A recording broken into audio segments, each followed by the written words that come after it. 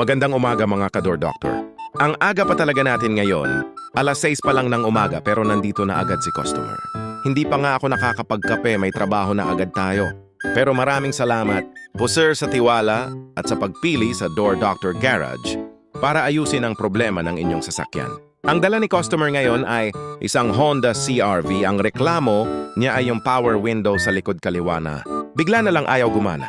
Kahit pindutin na yung switch, wala na talagang galaw yung salamin. Kaya, syempre medyo hassle, lalo na kung kailangan gamitin araw-araw ang sasakyan. Kaya agad, natin itong in-inspection para malaman kung saan talaga nanggagaling ang problema.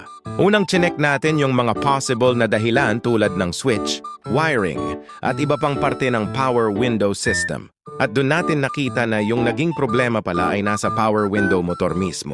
Minsan kasi akala natin kapag ayaw gumana ang power window, switch agad ang sira o kaya kailangan palitan na lahat ng piyesa. Pero hindi pala lahat ng problema ganun. Kailangan muna ng tamang pag-check para makita kung ano talaga ang sira at kung may kaya pang gawin. Buti na lang itong motor ng power window ni customer ay kaya pa naman nating i-repair, kaya hindi na kailangan bumili agad ng bagong piyesa na mas magastos. Inayos natin yung motor, kinabit ulit, at pagkatapos ng testing, ayun na. Gumagana na ulit ng maayos yung power window sa likod kaliwa ng kanyang Honda CR-V. Masarap sa pakiramdam kapag yung simpleng repair lang pala ang kailangan at napapagana ulit natin ang piyesa na akala ng iba ay kailangan ng palitan.